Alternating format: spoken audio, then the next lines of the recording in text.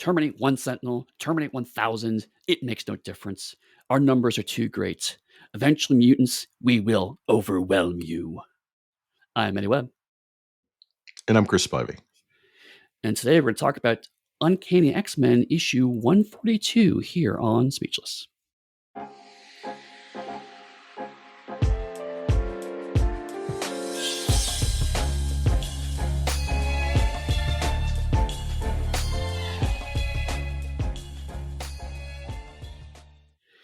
Hello and welcome to the second episode, whatever, of our run of talking about Days of Future Past, where right now we are covering the 2-issue comic book Days of Future Past from 1980, and then we'll talk about at least one adaptation after that.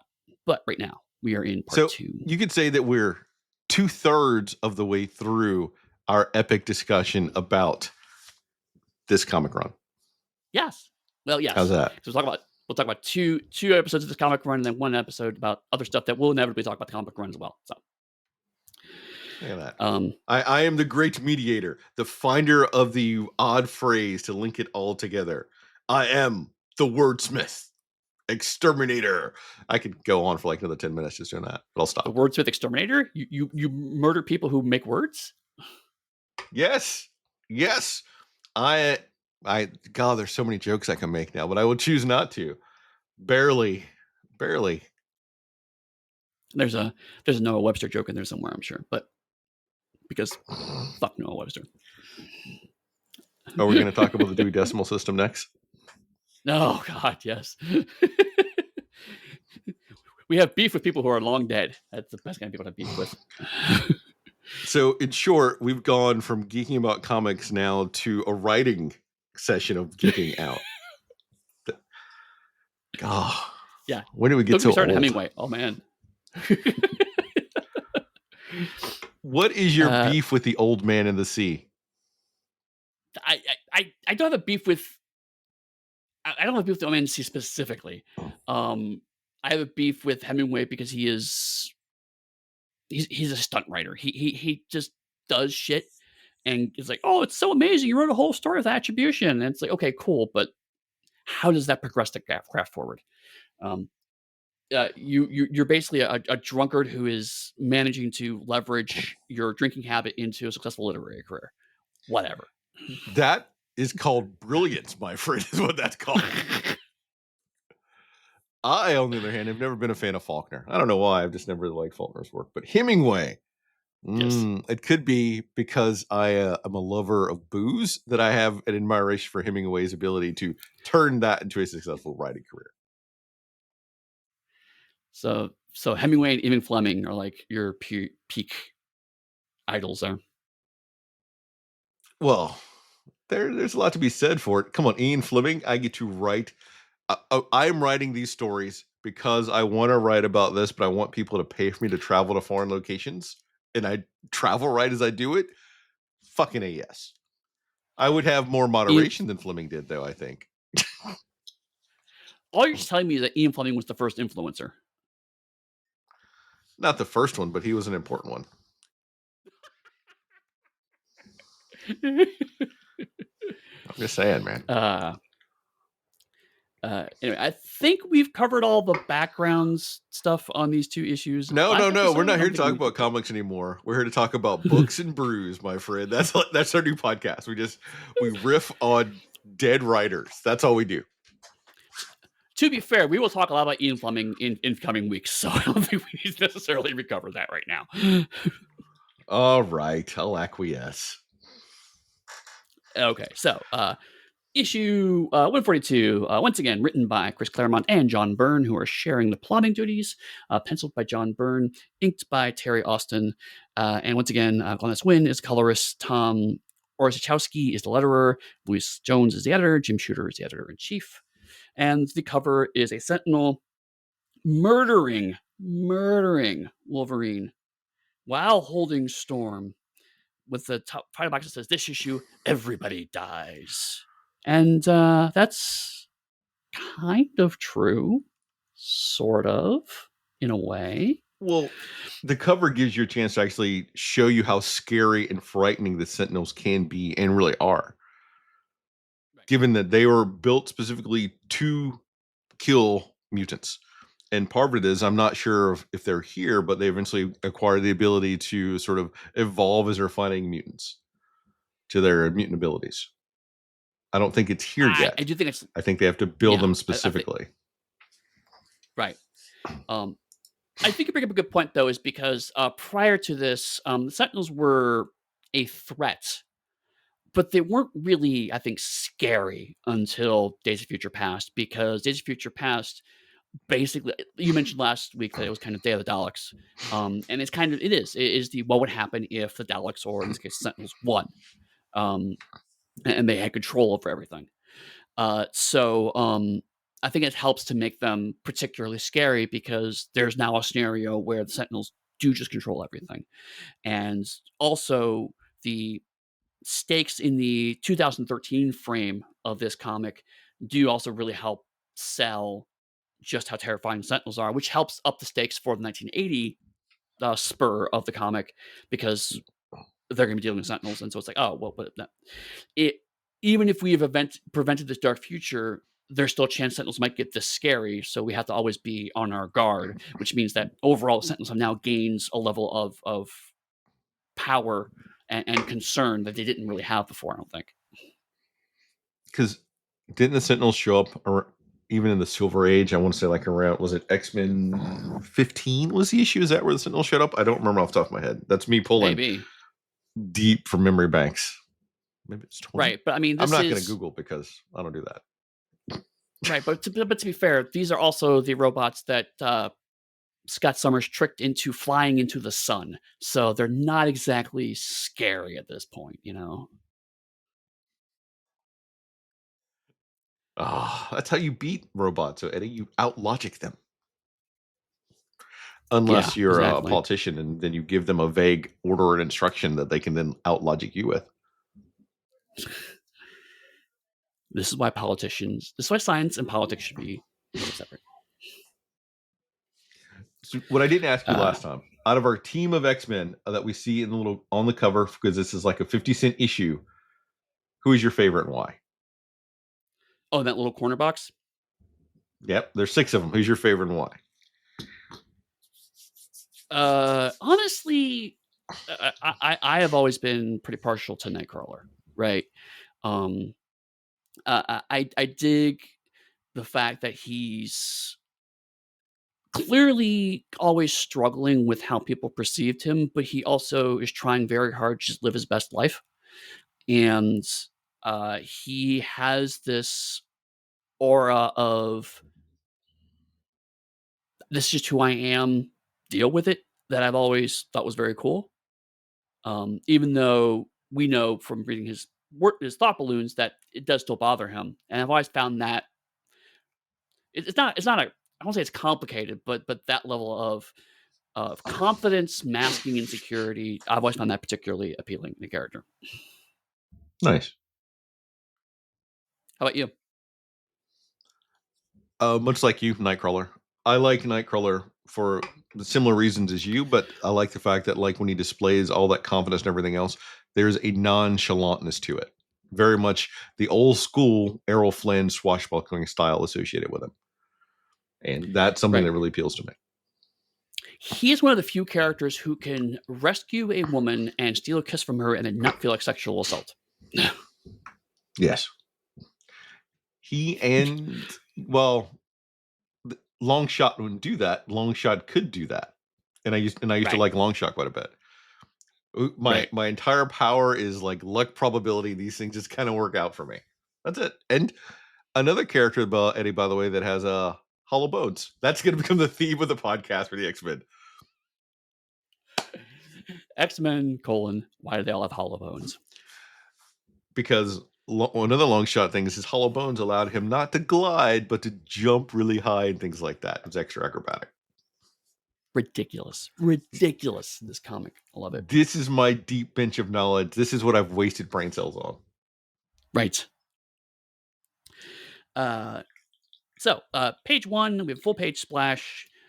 kind of recapping what we talked about last episode, whereas in 1980, the current X-Men, which are Wolverine, Colossus, Storm, Angel, Kitty Pryde, and Nightcrawler, face off against the brand new Brotherhood of Evil Mutants, which are Mystique, the Blob, Pyro, uh, oh, Avalanche, and why am I forgetting Mystique's wife's name? Destiny. Destiny, thank you. Destiny.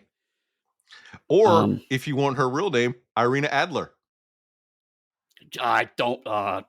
Yes, I waited to the second one to do that specifically. Hate it so much. Whereas, meanwhile, in 2013, the remaining X-Men, which are Colossus, Storm, Kate Pryde, Wolverine, and Rachel Richards, are fighting off against the Sentinels who have taken over New York. At least it's implied the whole world, but we only see that New York's taken over. And hey, if I had switched the page, it would have actually done that the character recaps for me. So I did. Yeah, I think it's New York and Canada, and they're getting ready to branch out into the rest of the world, which would make it difficult to have a lot of questions given they'd killed T'Challa and they'd also killed Doom.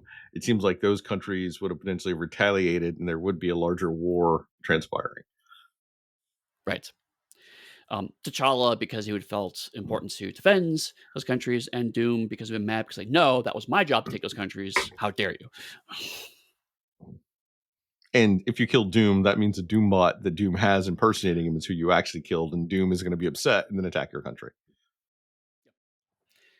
Well, I could totally imagine because we've gone from 1985, we now know 1985 to 2013, the Sentinels have been in control. I assume 15 years of that was just trying to fight all the Doombots and killing them all.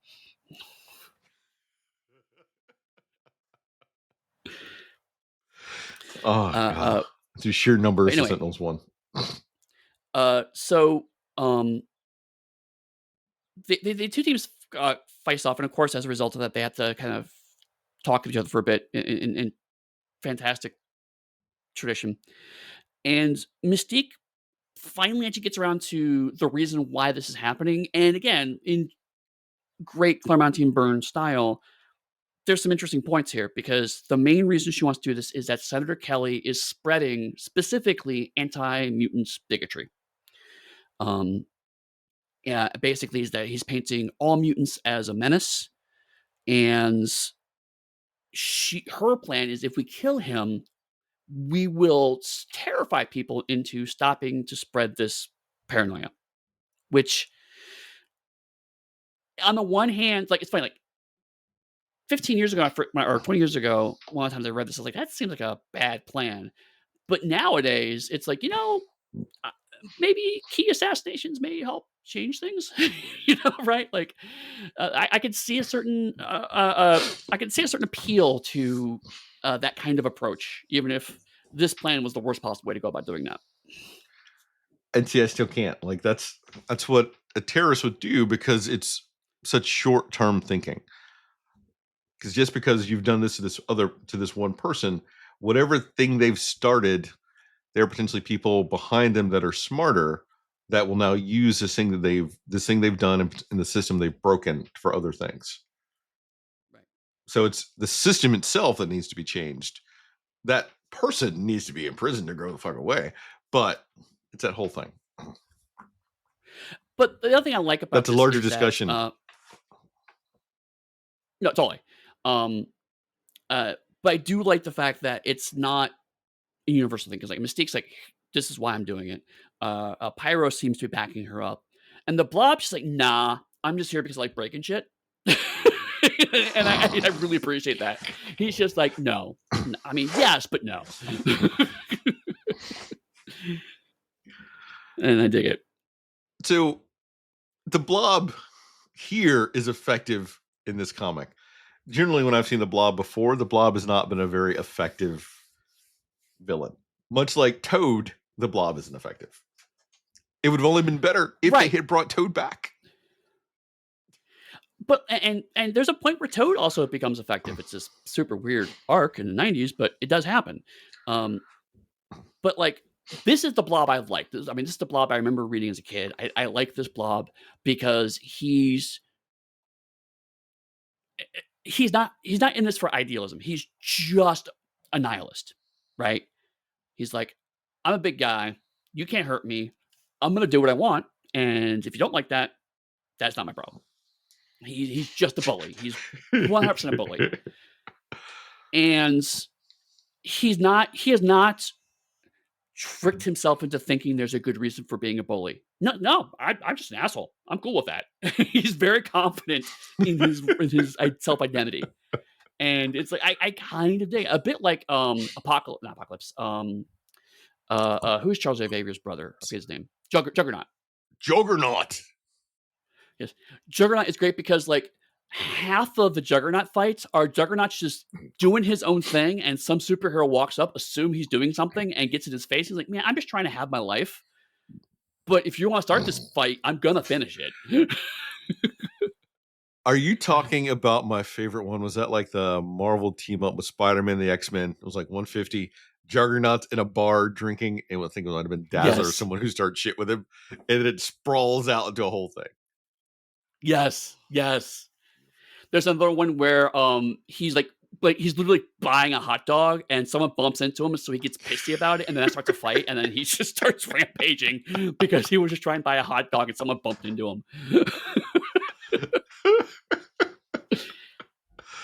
Oh god!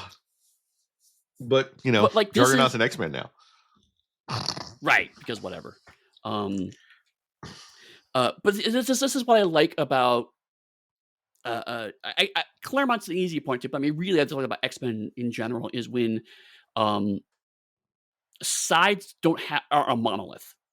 Everyone has kind of their own viewpoint on things, and we may occasionally align once in a while.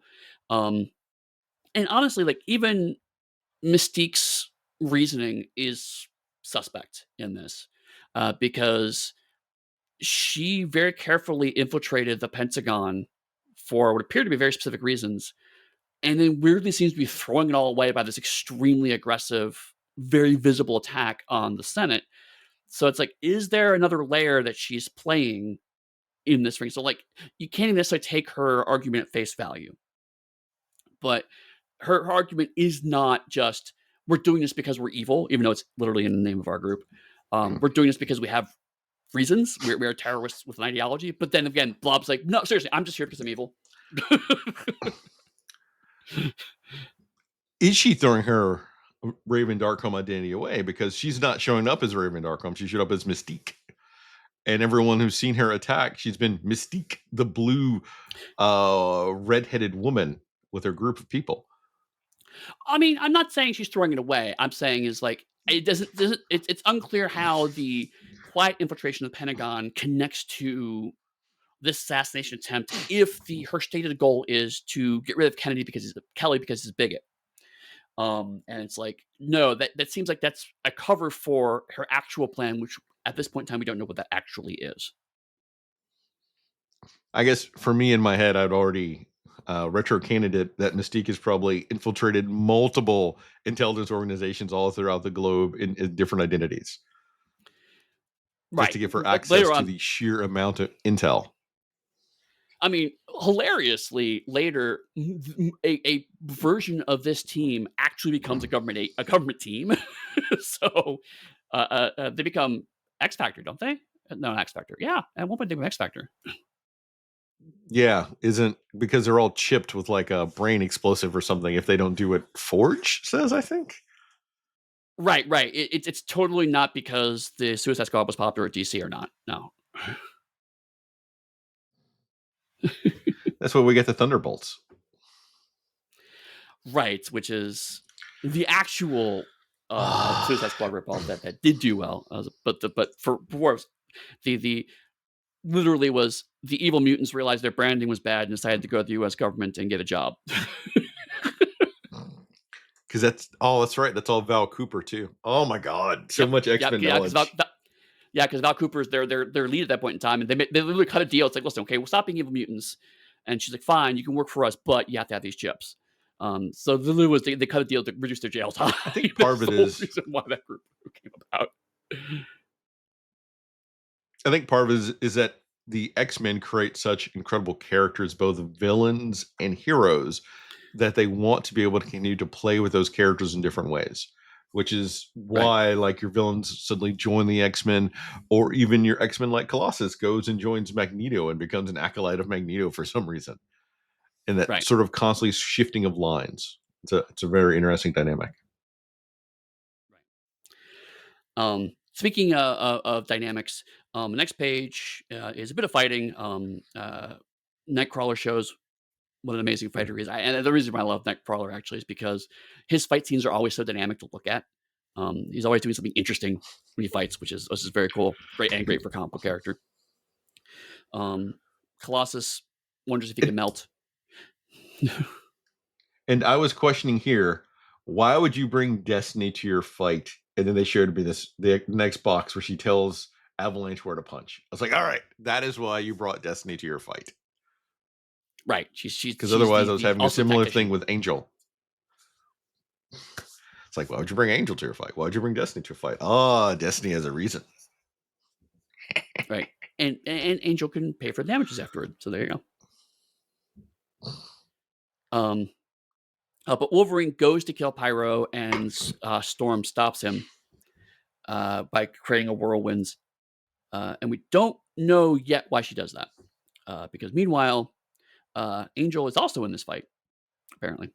Um, and he is taking Kate Pride to try to find where Kelly went. While Xavier and Moira McTaggart uh, have are leaving the situation because they can't contribute to this fight. And so a police officer pulls them aside, and the police officer turns out to be Mystique. So in the midst of the fracas, Mystique slips away from the fight, changes her appearance to be a policewoman, and then draws Moira and Charles away so she can gas them. Or yes, and she has some electronic damper field, so he can't read her mind, which just sounds like uh, Claremont went, "Oh crap, I forgot to explain this." Well, it's much like Magneto's helmet is resistant to all mental attacks. Why? Because they Right, don't want to be able to right. shut him down. So you're saying that Xavier couldn't do anything. Why couldn't Xavier just stop all the other mutants from attacking? So I assume that's why this scene is here, so he doesn't go, stop fighting. Right. I mean, I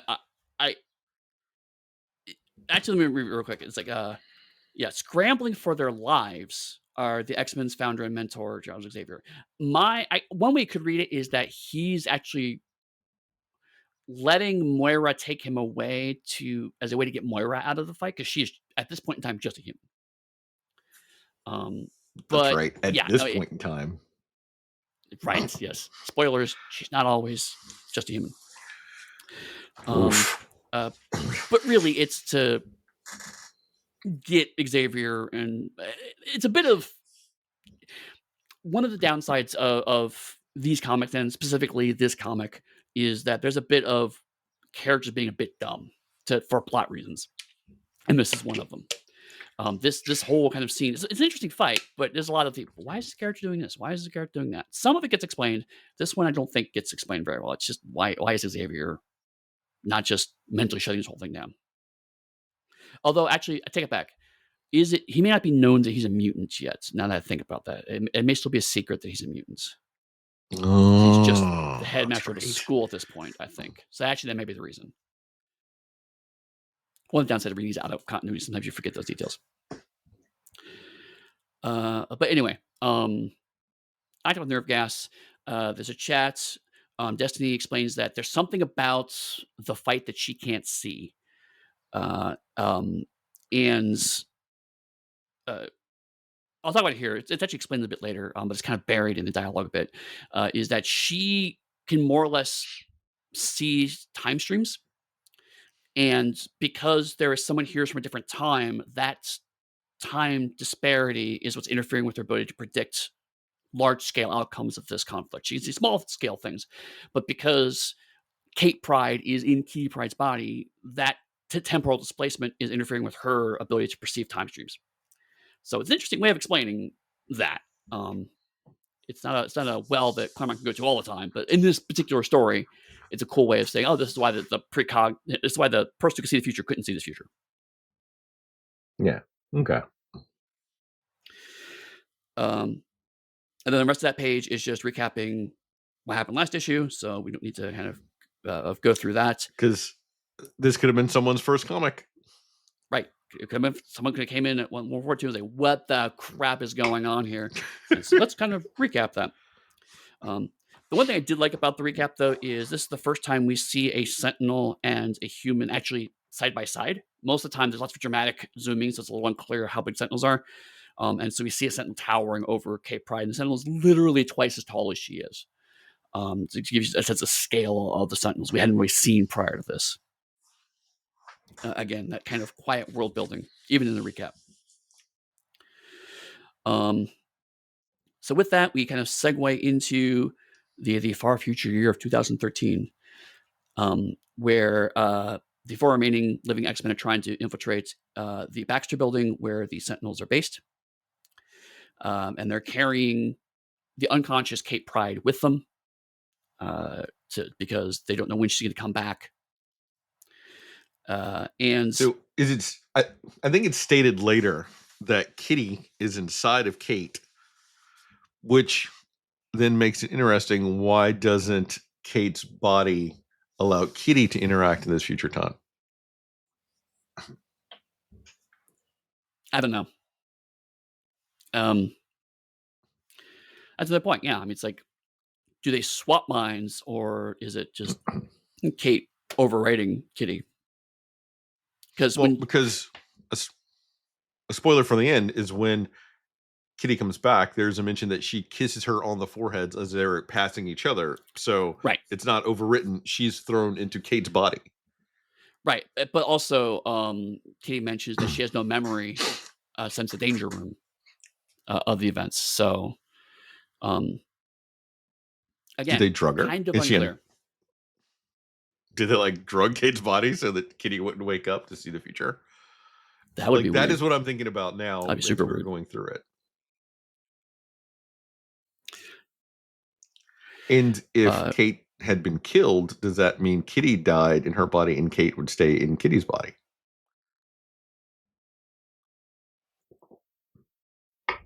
Wow. I hadn't thought about These that. These are fun questions. I don't want to think about it anymore. It's kind of scary, actually. Anyhow, so they infiltrate. Storm takes the lead, and she does some kind of introspection of like how her life's been hard, and she's had to kill, and it's caused her to become a different person than she used to be. She's become as ruthless, as merciless as Wolverine has. But again, with future knowledge, you can read that and just get, okay, well, she's had to do this. She's had to step up and do this. But with the knowledge that we have that Claremont intended, as far as he knew, that Storm would be the leader in perpetuity, it puts a different slant on this whole exchange. Is like going, Storm has been the leader since 1980 when all this stuff started. So she was leader through 85 and has been more or less leader of the X-Men since then. So she's been leader for almost 40 years and had to hold the X-Men together through all this horrible stuff. It really raises my estimation. I mean, I've always loved Storm, but even more so, it's like how strong of a woman she is. From that perspective, like that was the intention. That's a massive accomplishment as a character, to be able to do that for that long, and live through all that for that long. Yeah, and it's also a nice dynamic because in the present time for them is that she's constantly questioning herself and the choices that she's making as a leader. And there's a lot of self-doubt. Then to see the future version of her that is confident and being retrospective about all the hard choices it took to get to there. Right. And what I love about this intersection, again, it's a small, quiet moment, but is that it both invalidates her concerns and proves them, right? Because like she's concerned, it's like, I don't know if I can be a good leader. The answer is she's wrong. She can be a fantastic leader, but also her concern is I don't want to lose my soul as a result. And the answer is she will. So her self doubt and her concerns are both proven and invalidated by this future. So like she just becomes a different person. She becomes stronger but also colder. So the one of those she wants and one of those she's afraid of.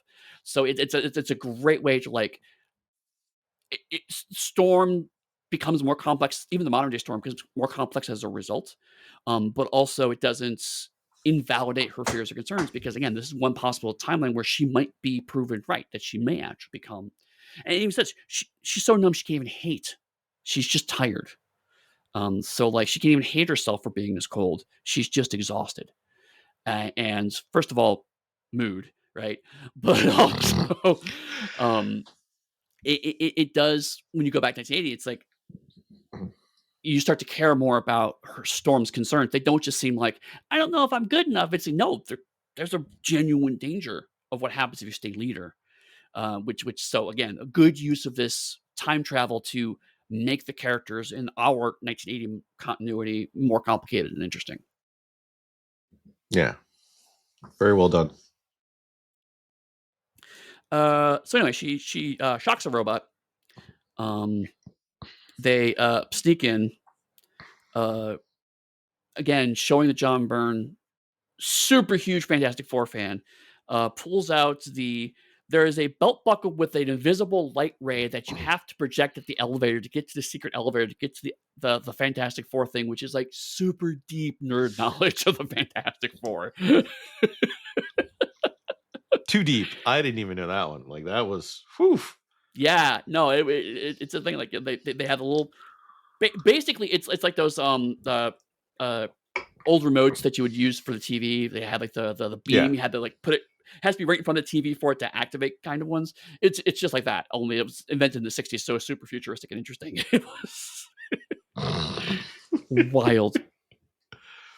Um and And we also they get another display of Storm's skill, having been a thief to pick the lock yes. to the building. Yeah, and also this is one of the more for me controversial points is Storm's claustrophobia because a lot of times it is Yes. used to Oh, invalidate her. I like it here because they put her into elevator and Colossus is like, "Hey, I know we're in an elevator. Are you okay?" And she's like, "Yes." Let me quickly recap. I'm claustrophobic, but also I'm worried this is a death trap. So it's like, yes, my anxiety is spiking because of my phobia, but separately, I have an unrelated anxiety that ties to this, and that is also valid. And I like that pitching of it. It's like she doesn't become completely helpless just because, oh no, I'm in a tiny space. It's the nope, this is making me nervous. Thank you for checking in on me, but also I am worried this is a trap.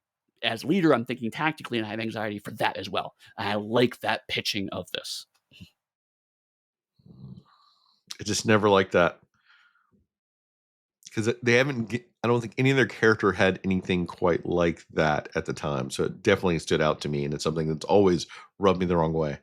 And it's brought up in different versions of the X-Men too. Still, Right. My frustration was always is that it's played very binary. It's like she's like find space. Well, I guess she's out of the fight now, right? And that's the frustrating part because it shuts her down so fast, and it's like that's not interesting, and that's also not really how phobias work. Because I have a fear of heights, for example, and like there are times when I can walk over a bridge and I'm fine. There's times I'll walk over a bridge and it's like I have to talk myself through it because it's so high up, and it depends on the day, and it doesn't mean I can't. I'm not like the nope, I can't do this. And there's certain things where it's like, um, hey, let's go to Tower Bridge and stand over the plexiglass window so you can see. And like, nope, nope, nope, nope, nope. Not doing that. My family, like "No, we're not going to subject you to this because you're not doing this thing. Thank you. I'm glad we recognize that I'm not doing this thing.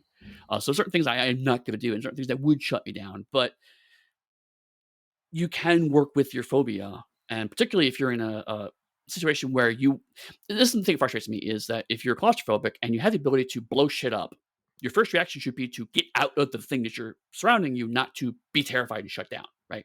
If anything, Yeah. Storm should be blowing up like crazy when she's claustrophobic, and a couple times she does. Specifically, one time Doctor Doom encased her in metal, and so she started just blowing up everything around her until they let her out. Like that's a good way of doing it, you know. But just the oh no, I'm scared. I feel like that you're right. That and it's used so often, it really undercuts her. Yeah, Anywho, agreed. I think there was also a similar instance with Arcade. yeah, yeah. Because Arcade's like, I'm simply going to prey on your weaknesses. But it's hard to say mad at Arcade. Arcade's cool. And by cool, I mean terrible. Arcade is a So Saw yeah, movie brought to animated. he really is. He really is. He's a PG-13 Saw movie. So we're back to 1980. We have the fight. Storm again. Realizing that she feels like her leadership has led to this debacle. And it's like Cyclops do better. Cyclops isn't here. But again, she's like, but since I'm here, I'm gonna do the best job, which again I appreciate. It's not the I She can't do it. Fuck it. It's the I can't do it, but I'm gonna do my best. she's not wrong. At this point, Cyclops is a better leader than Storm because Cyclops had been doing it from like issue 1 all the way up to Right. like issue 80 or 90 something. So years of experience of leading teams. Right. It is not an inherent quality of Cyclops. It is purely experience, which she lacks. She's just become leader. Yeah. Because Um, Chuck trained him to be the leader of the X-Men. That like Cyclops, this is your goal. Lead the X-Men. right. And so she decides to blow all of the evil mutants, and a couple of the X-Men out of the building, which leads to the panel has aged disturbingly well. Good grief, that sound. Someone's bombed the Capitol, followed by, yeah, and it was probably the White House that did it. And her logic behind trying to knock everyone in the building is sound. Given their team has a teleporter and flyers, them being in a confined space and having to protect all the civilians in that confined space makes it difficult for them to fight how they should be fighting. Yes. Which again, although it's not called out here, to me is because of her claustrophobia, she is intensely aware of the problems with cramped fighting. She's not claustrophobic in space, but she's like, we're in a cramped fighting space. She's always thinking about that stuff. We just got off a panel about that. So she's, again, taking her phobia as a element of how she's thinking tactically. It's not disrupting her. It's not disorienting her. It's a level of thinking that probably Cyclops wouldn't have considered, because Cyclops is so familiar with, okay, let's bounce this off of these angles, and so he may actually be more comfortable fighting in confined space, and she's like, I'm not.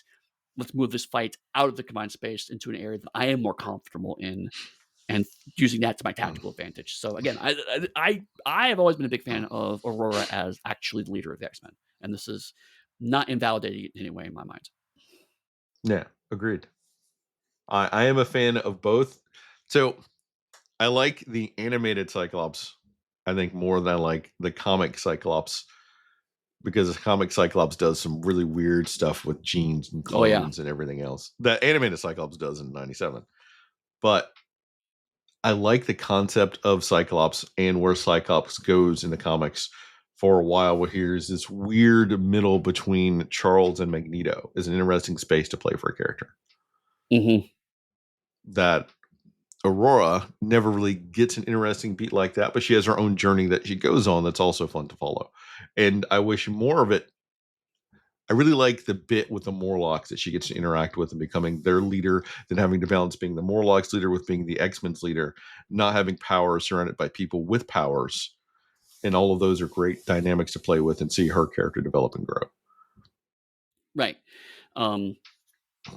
To vastly reduce a lot of comic books history, Cyclops' flaw is that he ultimately cannot see himself as anything but the leader of the X-Men, and that's where a lot of his conflict comes from. Whereas Aurora had an identity before the X-Men and has an identity after the X-Men. And so to her, being a leader is just one part of her overall life. So she Mhm. can make decisions and do things that Cyclops can't because Cyclops' identity and being leader of the X-Men are completely overlapping. Whereas Aurora is like, okay, this is my current job. I'm gonna do the best job I can do until I can't anymore, and then I'll do something else. Yep. And I love that. So Who anyway, needs to see the Blob's feet? the Blob, yeah. The Blob jumps out and does things and tells you 3 times in 4 panels, "I can't be hurt, can't move. That's my thing. It's my only thing." Um, he also nearly says shit, but says shoot instead. Uh, but I again, am like, Blob is concerned just though like that go ahead. go ahead. No, go ahead. I was just saying, like, I just the fact that I just love the fact that this is just Blob's job. It's like I am here to just be horrible and wreck people. I've trained really hard to increase my density. I'm here to punch people. I'm here to roll people up in concrete. This is what I love to do. I love coming to work every day and being a horrible evil mutant. And that's it. There's nothing complicated about Blob. It's just what he wants to do. So Colossus in the middle of his fight with the Blob shouts out by the White Wolf. Now I'm curious, is this White Wolf a reference to the not yet existing game company that's going to be generating books, or is it a shout out to Michael Moorcock's Elric of Melbourne? I think book 3 is called the White Wolf, off the top of my head. So, do you want the actual answer to that, or are you just being funny? Because I can give you an actual answer to that. I want both actually. Okay, well, it is funny, but also technically the answer is both, because White Wolf the Company is also a reference to the Moorcockian White Wolf. Nice. So they're both referencing the same thing, which is Moorcock Elric. I'll be here all week, folks. Whether you want him to be or not. Yeah. So the army's like, fuck it, just shoot everybody, and take Colossus out. Then they have the brilliant idea of bringing the Flame Floor unit of the guy who has already visibly shown that he can control flame, who then, unsurprisingly, controls the flame. Because it's a living flame now, Eddie. The living flame. And Angel dodges it. He literally flies into the scene, dodges around the monster, and then leaves to fight it. Because see him on the page it's and a not half. like it's not like he can catch Colossus, because Colossus would crush him and his hollow bones. He's not punching anybody because he'd probably break a fist. So once again, I don't. Ugh. He I'm a says fan it's of the Archangel, though. Archangel. yeah. He says it is to make himself a better target to distract him from the soldiers. But it comes down to just flying in and dodging. That's the way it is. Yeah. So anyway, in the midst of all of this, Storm points out that, by the way, I literally control the weather, so Rain will take care of this, and does, because Storm's badass. Mystique turns into Nightcrawler and starts being Natara out of Nightcrawler. So again, Nightcrawler and Nightcrawler fight. And this is a point where Wolverine's regeneration, though, is also not off the charts and ridiculous. And that's a nice thing to point up here. And I like the fact that they do it in a scene with Pyro where he's covered in flames. It's like, all right, I need a minute to start regenerating. And he actually stops moving to let it kick in, which is going to be important Yes. in a minute. And also we find out here why, because Wolverine's like, hey, if I stab him, Nightcrawler will teleport away. The other person won't. We'll figure out real fast which one's the real Nightcrawler. And so Storm stops him, and we find out the reason why she stopped him last time was because it's like, I'm leader of the X-Men, and you'll pop your claws when I say. And I love that because Wolverine's like, I don't take it from Cyclops. She's like, you will take it from me. It's like, well done. Love that. And of course, she's like, it's because you're better than that. You don't need your claws. You're above that. And it's like Wolverine's like, I sure ain't, but whatever. And Angel also gave us a shout out earlier after Storm said, Wolverine, don't do that. And Angel's like, it's because we're on cameras way up in the air where no one could hear him because he's too busy dodging. Right. Which again, I love the fact that like Warren Worthington's worried about spin control, and everyone was like, we also maybe shouldn't actually murder people. And Warren's like, yeah, that too, obviously, but you know, Priorities. Right. And then we have again Claremont saying things that sound like actual science words, because Colossus brings a big metal bar. And it's like, I'm gonna put this under Blob and move him off the ground, because if he's off the ground, then we can maneuver him. And Wolverine's like, yeah, use my body as a pivot because my bones don't break. And I'm like, well, sure, but your flesh sure heck does. It regenerates, Eddie. It's okay. So they really throw Blob into the air, and then Colossus punches him while he's there because he's not touching the ground, so he can be moved now. Sure, okay. So from that angle of the punch, did you really want to see Colossus fist the Blob, Eddie? It does look like every he's time punching he him in the gets tank, punched, every time he gets punched, that fist just goes into him. Is that what you wanted to see, or did you just want to see him get knocked away? I wanted to see how Colossus fist summons Conan's god, like big Crom.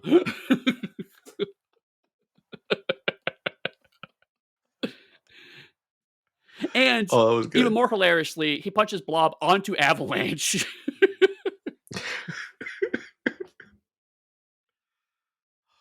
Love it. But anyway, so Nightcrawler does a Starfleet double hand punch to knock Mystique out, or not Mystique down. She changes into her actual form, and he's like, "Hey, you kind of look like me. Who are you?" And she's like, "Ask your mother." And then put that there for a good long time, because it turns out that Nightcrawler's mother actually adopted him, and he kind of knew that, but then turns out that Mystique's actually his mom, which becomes a whole separate thing, and that's why she briefly becomes good. But then there's a point where Cyclops or Nightcrawler briefly becomes evil, and then it's a whole thing. And is Nightcrawler's dad Azazel, if I remember right, or is that just At from one the point, movies? yeah, I think he is at one point. Because by the way, Nightcrawler's Catholic, and so we have to play with that Catholic guilt occasionally because we don't have enough Catholic characters with Catholic guilt in the Marvel universe. But that's also how we get the Bamfs, isn't it? If you remember the Bamfs, right, because he's you get it right, because the Bamfs are little versions of Nightcrawler. They're actually demons from hell, apparently. Yeah. And I think they kill Nightcrawler, and eventually a whole bunch of Bamfs get together and reform Nightcrawler. It's a whole thing. The X-Men. It's X-Men, like, and the worst part is like you can't go like, oh, that's just Nightcrawler. No, all the X-Men characters like this. Like, there's a reason why there's a podcast doing 500 episodes talking about X-Men, because it's just a whole lot. Oh, ridiculous. So anyway, Mystique escapes, and it was like Lou just abandons with the brotherhood. It's like, well, they sucked. I'll build a new one. I'm out. And she turns into another character. And then she's also where has Kitty Pryde gone, and where's Destiny? So Destiny also manages to escape.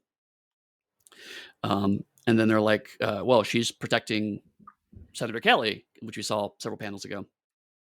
But then we cut to 2013 again, where the infiltration of the world's longest elevator ride, the elevator finally reaches the top floor of the Baxter building. It reminds me, if you remember the very first version of Mass Effect, where the loading screens were done in the elevators. Oh my God, that was so horrible. 5 minutes. It's ridiculously bad. Mass Effect. But they go, they see a Sentinel is working on a thing, And they're like, "Okay, Cole, throw me on the Sentinel. We'll surprise attack him." And the Sentinel turns around and just evaporates Wolverine. It's like, "Of course we knew you were here. You stupid." Sentinels were on to their plan the whole time. And we could see like Wolverine's adamantium skeleton kind of flop into frame, which is peak circumventing the comics code. Because if Wolverine's skeleton was normal, they couldn't have shown that. But because he's technically got a robot skeleton, it's okay. That's glorious. I love it. I love it so much. Which then The goes ways, back and it goes back to the other panel where he gets burned by pyro and it takes him a minute to regenerate. You see him totally obliterated here, so you know he's gone. But you have the lengthy adamantium arm laying over there, so right, he's not coming right. back. Oh, so well done. And we're not at the Wolverine can regenerate from one drop of blood level yet. So he's, as far as we know, he's dead, dead, dead. And Otherwise, a we would bunch never more had the cool Sentinels. Outback scene of Wolverine on the big cross, like the little big on the big Yeah. X. Oh god, that cover, yeah. Um, of all the covers, that's the one that gets homaged in Deadpool and Wolverine. Okay. Because X-Men has some of the most iconic comic book covers ever made. Yeah, So there's no 100%. way they won't be homaged. It's like, oh, Um, so good. uh, so Storm gets stabbed through her back, and it's funny. Colossus at this point in time, they talk about how he's a gentleman, he's a man of peace. He doesn't want to murder people, but then after his a woman who was a sister to him gets killed, he just loses temper and literally punches the Sentinel through a wall out into the open air. Which again is an homage to some character stuff we see happening with Colossus down the road. We talked before about how in Another Dark Future, he and Kitty are both just sociopaths functionally. They're sadists. So we see that Peter does have this side to him. He sees himself as a man of peace, but he's actually not. He's an extremely violent man when pressed. And in a dark future like this, he's pressed too far. So it's an this whole two issues are setting up little things that don't pay off for a very, very long time.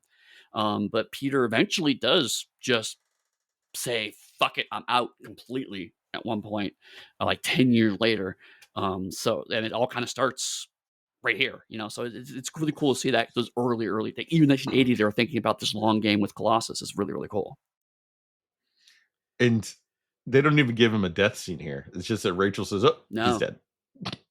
right. So Which again, quickly. like, it's just two panels, but she's like, Rachel feels all of them die. And and she's holding Kate, and it's like, it's up to you. I'll protect you, but you're our last hope. Which again, that a different version of Rachel uh, comes back in time to become Phoenix, but still that same level of horror shapes her even in that version. So it's not the exact same Rachel, but we still see the seeds of the kinds of things that will torment Rachel when she comes into the main continuity. Uh, but we go back to Destiny about to assassinate uh, Senator Kelly, and Sprite is there, and she she talks about because Kate has more control over Kitty's powers than Kitty does. She does something that Shadowcat will eventually learn to do, which is semi-phasing, where she's able to phase parts of her body and not other parts, or give herself a degree of tangibility. And so literally she jumps through her, but she phases just part of her shoulders, so that as she's coming through, she can jostle Destiny to throw her aim off and save Senator Kelly. Yeah. Unlike the Vision, who would just do half of his arm into your chest and cause you to spasm or potentially die. Right. Right. Different levels of intangibility. And at that moment, Kate leaves Kitty behind, and as you mentioned, impulsively, she kind of gives herself a kiss, which sets up lots of interesting questions about Kitty going forward, as we've talked about. Um, and Kitty's like, "Where am I? This isn't the danger room." So, as far as we know, everything from the middle of last issue to now, Kitty has no memory of. And then she goes unconscious. And so Storm is like, I'm the leader of the X-Men. We saved you. Or sorry, basically, this child saved you. A mutant child saved you. So maybe think about that next time you get on your high horse, you bigot. And he does. He does what all racist and bigots would do. I already thought about it and came to the wrong conclusion. Yep, because after that, he's like, uh, let's see. So I was almost killed by mutants. I was saved by a mutant. But no, seriously, I was almost killed by mutants. So let's double down on that. And so the last page is um, him making a deal with Sebastian Shaw, who Oh, is the of fucking the Black Hellfire King. Club, the Black King of the Hellfire Club, who just like 6 or 7 issues ago was being an asshole. So he's back, and he's shaking hands with Henry Peter Gyrich, who will be an ongoing asshole to the X-Men for the government for a good long time to come. To all superpowered people. Yes, yes, sure, yeah. He expands his set up Project Wide Awake, um, which is basically fuck superpowered people. And Wide Awake goes for a good minute. I mean, I think it's like most of the '80s is dealing with the fallout of Wide Awake at some point in I Fraction. think it went even into like the 90s. Because I like think Wide. Genosha was a repercussion, I think, of Wide Awake, Yep. and Right. that's even influenced by Gyrick. So decades. Right. I think Wide Awake changes a bit. Like it absorbs a couple of programs. Like I think it absorbs Pegasus at one point in time, but also there's an offshoot of Wide Awake that didn't want to do some of the things because like there's one offshoot of Wide Awake that was like, no, seriously, we really just want to focus on killing mutants. We're getting distracted, and then they get absorbed by AIM at some point in time. So there's lots of like organizational chaos with Wide Awake, but ultimately, in this issue of the X-Men, basically, Claremont's like, no, we're staying with status quo where the relationship between superpowered people and the U.S. government is in no way, shape, or form going to be cozy. It's going to be openly antagonistic, particularly for mutants. And Gyrich is going to be the face of that. For a while, Val Cooper is also the face of that, but then she goes to different places. But yeah, so I mean, so this is, even though we're sitting here talking about Days of Future Past, an iconic story, but in the midst of this is also wrapping up large chunks of it, because in some ways this is still fallout from Dark Phoenix Saga, but also this sets up decades, unexaggeratedly, of X-Men history. This is some of the biggest stuff, and also it's ongoing stories. Like I said, Sebastian Shaw, just like, hey, that Hellfire Club that we thought twice now we've killed. Nope, they're still around. They're still making deals with politicians. They're still a problem. And so, I mean, it's again, this is a style of storytelling we don't see very much anymore. Where it's like, yes, there's this 2-story arc, but interwoven with it are a B plot, a C plot, and starts with a D and E plot going on. And Because it's one.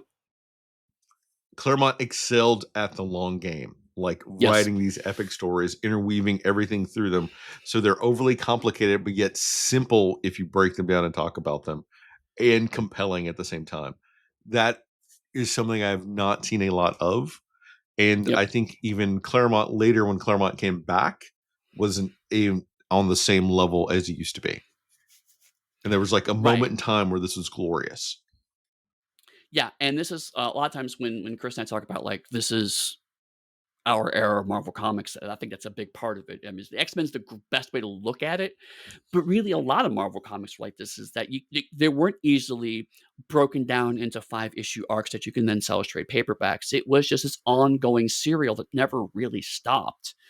And at 1980, Claremont was the best of the best, man. Like, and I mean, again, like the next issue, we're not going to cover it, but just as a peek, is the Christmas issue in which a demon comes out of the backyard of the X Mansion, and Kitty Pryde saves the X-Men in time for Christmas. It's bonkers. It has nothing to do with what's going on, and yet everything largely stems from all of the growth we saw Kitty go through in these 2 issues. We see Because Storm confronting her fears a bit more. It's all coming out of those issues. wasn't Claremont at one time writing 3 different comics, if I remember Yes, right? because he saw he was resistant to adding more X-Men comics, and then he was like, "Well, if you're going to do that, I have to write them all," because he saw as one big story in his head. And so he wrote all of them, and then at a certain point in time, it got so popular, he's like, I can't do all of them. And so eventually he lets other writers in. But really, the first writer that takes over after him is the woman who was his editor for a long time. So it doesn't really even count, right? It's I know how Chris would write, so I'm more or less writing like Chris would because I've edited him for so long.